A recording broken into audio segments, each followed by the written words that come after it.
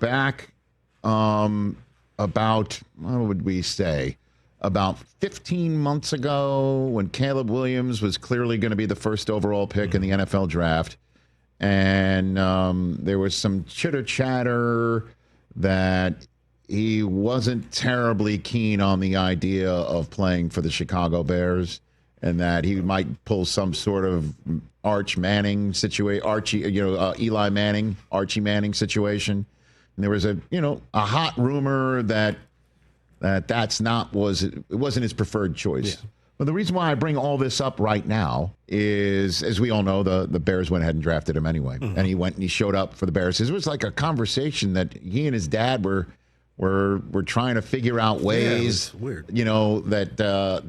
to approach the draft that, shall we say, very few other prospects took. I just received a text during the commercial break of a link to an ESPN.com article about a new book that Seth Wickersham, who's been here many a time. Mm-hmm.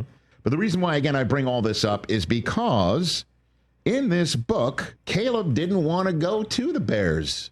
And it is, in fact, confirmed by the dad, Carl Williams. And according to Seth Wickersham, he is quoting Carl Williams. Caleb's dad is saying, quote unquote, Chicago is the place quarterbacks go to die. Whoa. Ooh. Wickersham said, Caleb wondered aloud to confidence, quote, do I want to go there? I don't think I can do it with Waldron. Later on in this article, it says that Carl Williams went to great lengths to try to circumvent the NFL draft, wanting to give his son an opportunity to choose his future employer. As we know, that's not the way it works. Carl was worried that with the franchise's history, I'm quoting from this article, stadium uncertainty and certain offensive performances under then head coach Matt Eberflus, that Caleb wouldn't have the organizational support to succeed. I don't want my son playing for the Bears, Williams told several agents in 2024. Ooh. According to the book, looking for a way around the league's collective bargaining agreement, Carl Williams spoke with Archie Manning, who helped Manning assert Eli a measure of control over his eventual team in 2004. He also met with labor lawyers and agents, even considered whether his son could sign with, wait for it, the United Football League. Wow. So that's the Rocks League, right? Yep. And become an unrestricted free agent this year to be able to pick a team. In addition to the draft process, Carl Williams vented about the rookie wage scale, which could lock his son into a team that drafted him for up to 8 years. He calculated hundreds of millions of lost market value income. Quote, the rookie cap is just unconstitutional, Carl Williams told Wickersham. Told this on the record to the author. Later adding that the CBA is the worst piece of S I've ever read. It's the worst in sports history. That at the NFL Combine, oh my goodness, Caleb Williams met with Kevin O'Connell of the Minnesota Vikings. The two hit it off, and Caleb began to dream of what it would be like to play for the Vikings. I need to go to the Vikings, he told his father. Let's do it, his father replied. This is after they apparently drafted Caleb in... No, it's not. It's before the draft, because they thought that Caleb would be drafted by the Bears. I'm reading this just now. According to the article, both Caleb and Carl knew that a trade to a division rival was extremely unlikely. Bears GM Ryan Poles stood firm, telling Williams, quote, we're drafting you no matter what. Woo-hoo. This left only one option, to publicly attack the Bears in the city of Chicago, hoping it would make the situation untenable, similar to what John Elway did with his dad, Jack, to the Baltimore Colts in '83. He's worried about me taking bullets, Carl Williams told Wickersham of his son. I don't care. I just don't agree with this S, you know. I'm more interested in making sure that he can do what he wants to do. Caleb Williams, in the end, told Wickersham on the record, I wasn't ready to nuke the city. After a pre-draft visit to the Bears, Williams then believed he could be part of the process to turn the franchise around. I can do it for this team. I'm going to the Bears. Book also sheds light on Williams' tumultuous rookie season, in which both Eberflus and Waldron were fired. So that is, it's a lot. Hold on a minute. At times, Williams said he would just watch film alone with no instruction or guidance from the coaches. No one tells me what to watch, Caleb told his dad. I just turn it on. Oh, my goodness. Oh, my goodness.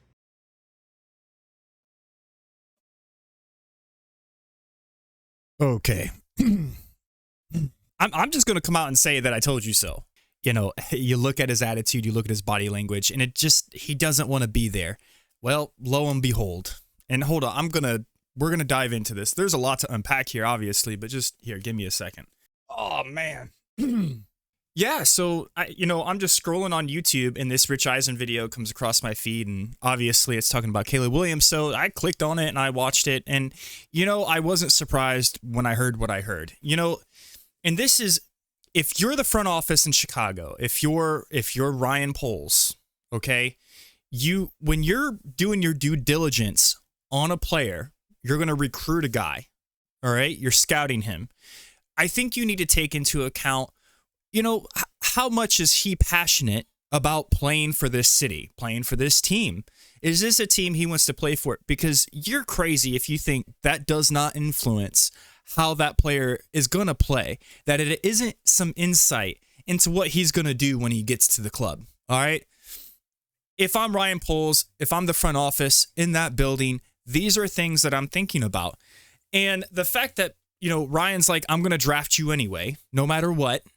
This was something that I was concerned about pre-draft.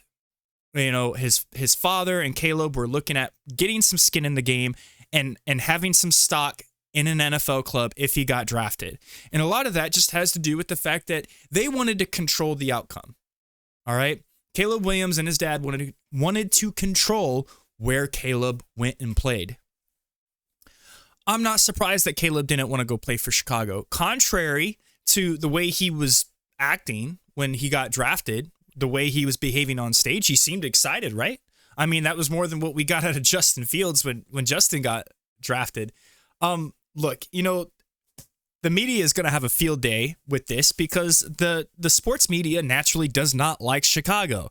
It's a huge market, and for some reason, the sports media loves to talk shit about Chicago. And this is going to be talked about for a little while. This is my first video back to football. If I'm Chicago, and Caleb coming out and saying, "Oh, I would just turn on film. Like, nobody would tell me what to watch. Nobody was in the room with me." Like, that's just what Caleb's saying. I think it is unprofessional if that's what the team was doing, where you're just like sitting Caleb in a room telling him to watch film.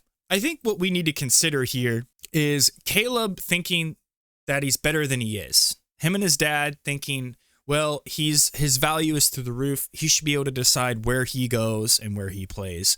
The fact that he didn't, I wasn't ready to nuke the city.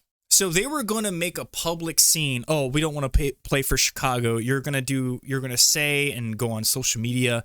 And if I'm a team owner, and even if you didn't do it, from a PR standpoint, it was the best thing Caleb could do was to not nuke the city and go out on social media and talk about how much he didn't want to play for Chicago. That would have been silly, not only to his stock, but do you think any team is going to take a chance on you if you're willing to nuke a program like Chicago? I wouldn't have drafted Caleb anyway.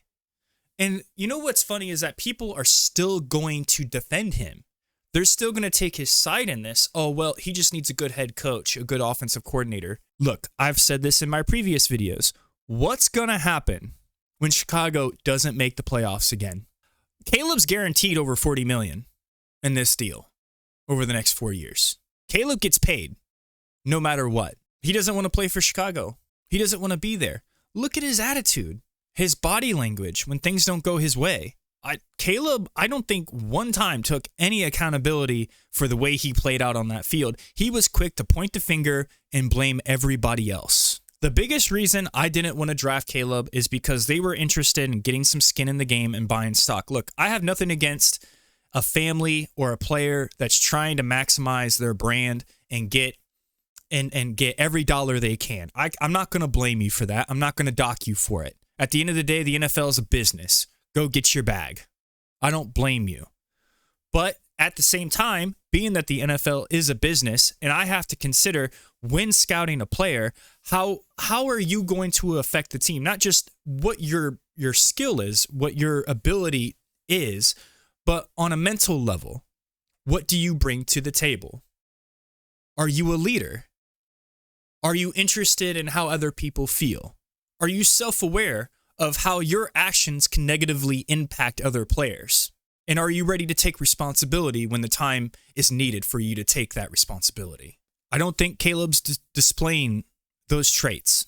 From the beginning, him and his dad and their actions made it very clear that they want to control the outcome. They want to make sure that Caleb goes somewhere where Caleb wants to play. And I think it's the wrong mindset.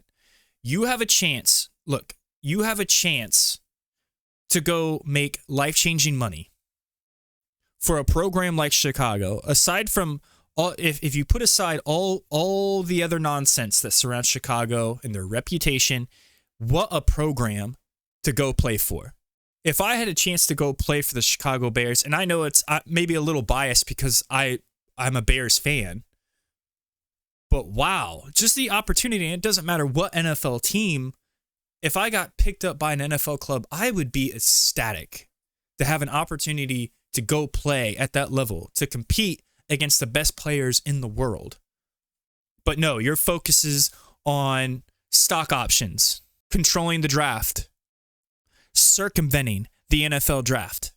That's where your energy's at. It's not about football. It's not about going and pouring your heart and soul into it. And Caleb, even though you are a young man, if you're sitting in a film room by yourself and nobody's giving you direction on what to watch and what to look for, then you need to go and call out leadership about it. You need to go have a conversation with them. Hey, why am I in this room by myself? What's going on? Is this how you do things? Because I would. I'm going to speak up. I'm going to say something. If I don't understand something, I'm going to ask questions. That's what you have to do. You're not going to get an answer to the questions you don't ask. It's the power of asking. I've been a critic of Caleb since the beginning. He's made it to the league. He's getting his money regardless of what happens in Chicago. He's made his life-changing money. Here's the truth. And it doesn't matter even if we trade Caleb Williams, if he goes to another team, if he finishes his 4 years, right, and he goes to another club, he's not gonna have success there either. It doesn't matter where he goes, he's not gonna do well. Because Caleb's just not that good. He's just not. I don't think his skill set translates to the NFL. You know, you could have all the skill in the world. You could roll out the pocket, sidearm it and make throws that are just kind of cool, but, that doesn't win NFL games. There's more to it than just your physical ability. And there's plenty of players that I could use and pull from a pool and say, look, these guys have all these abilities, all this raw skill, and look what's happened to them. They haven't made it. After their rookie deal, there's just nothing happens. We forget about those players because they come and go faster than we realize, but there is a big bucket full of players that just didn't make it. Quarterbacks. Caleb got hyped up. He did. His energy, where his mind is, it's not in the right place. It's not on football. It's not about being the best player. 2024, 2025 season is just an example of a player not wanting to be there. Throwing your hands up in the air. Just the attitude. Players see that. Fans see that stuff.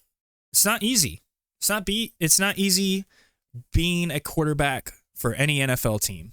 The pressure, the media, just the things that people are going to say. They're going to try to use anything and everything. Anything you say, they're going to use against you.